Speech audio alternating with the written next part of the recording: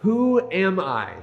Well, my name's Jason, and I'm 42, and I'm still trying to figure out what do I want, and who am I on this planet? Who am I supposed to be? Who should I be? And all of those big questions. And when you're asking questions like that, and really at any age, you start feeling behind because you're just convinced that other people have already figured it out and they've already moved forward. And I promise you, at 42, I already know people that are younger than me who have done more and accomplished more and seem to be further ahead. But at the end of the day, like, who am I racing against? And so today I just wanted to tell a little bit of my story. And I think it's part of my story that plays into, for me, just that feeling that I'm behind. Because when I was a young adult, man, the compass that I had for life was broken. Like, it did not point in the direction of forward at all. And I had lost some scholarships to my drug addiction. And long story short, man, I heard the name of Jesus and I had to figure out who he is. Like, I heard him they were even making fun of Jesus. And I thought, who cares? No one makes fun of Genghis Khan or Julius Caesar. Who cares about Jesus? And I asked the question, who is Jesus? And that put my life on an entirely new trajectory. Really, ultimately ended up giving me a brand new compass. I still have that question, who is Jesus? And I'm still 2 decades later trying to answer that question of who am I, and what do I really, really want in life? Now, some of those decisions that I made early on, man, they had some consequences that it took some time to recover from. It took some time to regain equilibrium as somebody who was sober and wanting to thrive and succeed at life. And then I ended up back in school, and I jumped right into ministry right out of getting my master's degree in theology, and thus theology of success. I'm a nerd for some of those deeper conversations, but jumped into ministry around young adults and absolutely loved it, and just was in a season of life where things just worked well. And so shout out to everybody who was a college student in our ministry. Man, I would love to hear from you. I missed you. Those were some good days. And then I thought, man, I am gifted. Put me anywhere. And I really want to, I heard church planting was an awesome thing. So I was like, I really want to plant a church. And so we moved 11 years ago, this last weekend, to St. Louis, Missouri to start a church. We took over, we revitalized, we planted a church. And there were some really great things that happened. There were some really difficult things that happened. And you know what I'm saying? Like, that's kind of how life works. Sometimes there's the good and it's with the bad, right? This is the best of times and the worst of times. I just wonder if that's kind of how times are all the times.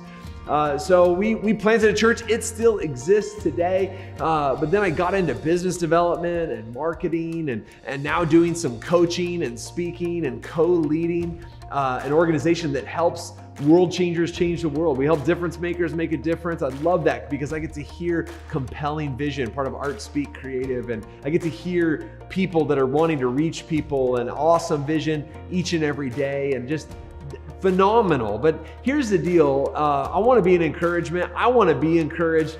I had a mentor recently tell me, I just love the trajectory of your life. And I thought, man, I don't know if I do as much, I want to. And so I'm learning to love that trajectory. And he said, just imagine 5 years from now, just imagine 10 years from now. I can't wait to see. And so, I hope that encourages you, because listen, you can make a decision today. If my life has told me anything, like, even if you've made some terrible decisions, like, there is the grace of God to get us back onto a new trajectory. That's the good news of Jesus. And even if other people have come against what you thought was going to be good and you thought was going to be great, and there are moments, I think, in life where others' negativity and other people can sabotage, and we truly can have some, be victimized even. But listen, you don't want to settle into a role of a victim. It's your choice on what you're going to do with that.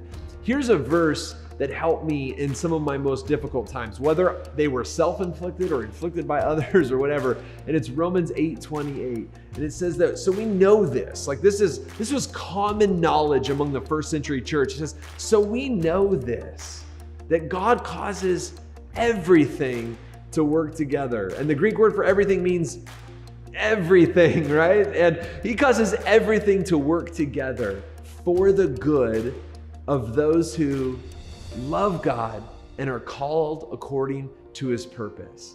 So here's the good news, man. Like, even if it was my own mistakes, and I've seen this in my life. In fact, some of the self-destructive tendencies that I've had, some of the weaknesses, and even in these videos, as I've shared the vulnerability of how, man, the mistakes I've made, like some of those I will actually build a bridge to your future, build a bridge of connection better than just the successes and the victories that I've had. Honestly, the weaknesses and even the self-inflicted stuff can actually help us go forward. He can use that together.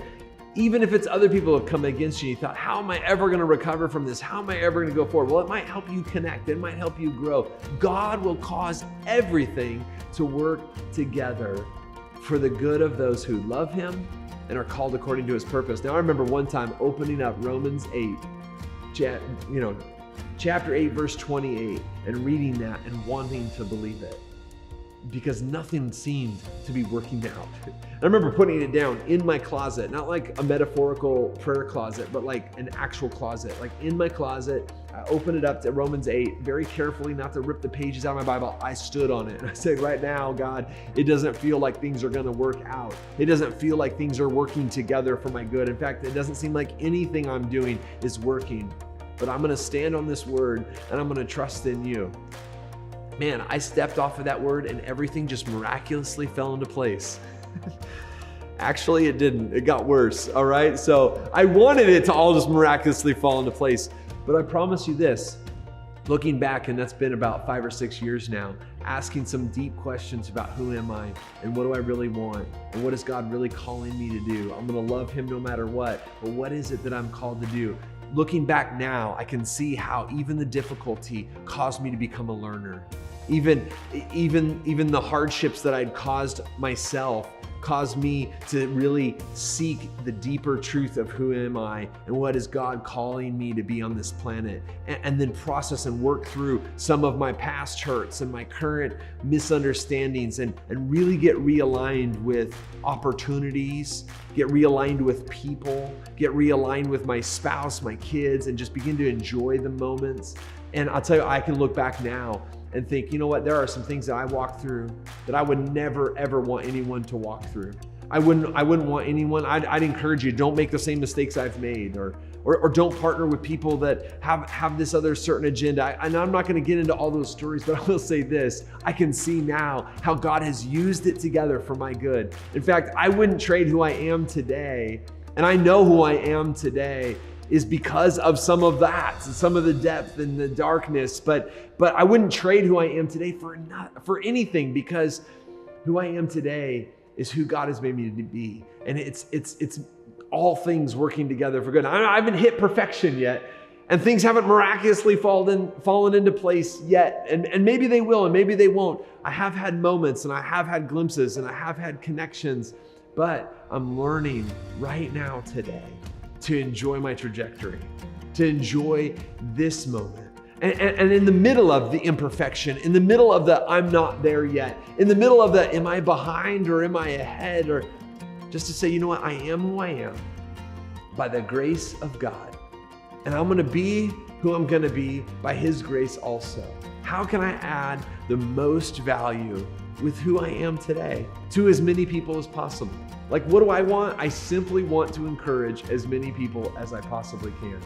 And look, that's just part of my story. And I had a mentor who asked me, I love the trajectory of your life. Imagine where it'll be in 5 or 10 years. And I want to ask you the same question. Where do you think your life will be in 5 or 10 years? What trajectory are you on? I would love to hear it. Thank you for listening to my story. I would love to hear your story. I would love Theology of Success, not just to be about my story or some unique thought I might have, but really be about a community of people that want to inspire as many people as possible. So if you would just message me, you can email jason@theologyofsuccess.com. You can post in the comments, message me, Facebook, Instagram, smoke signals. I don't know what you're using. I wouldn't know how to read smoke signals, but Whatever it is, man, let's tell each other stories. Let's connect and let's figure out, what are we here on this planet for? Let's inspire one another. Let's encourage one another. And I want to just speak that over you. I don't even know everything that you're going through right now, but I love the trajectory of your life because I know the potential for a brand new day, a brand new start that can start right now. But I also know the potential of how God can use even the difficult, even if you're in the middle of a season that seems impossible. I know from personal experience how God can turn that and use that for your good and for His glory. And I'd love to be a part of it, love to tell that story with you and hear your story as well. So I look forward to that. Thank you for listening today.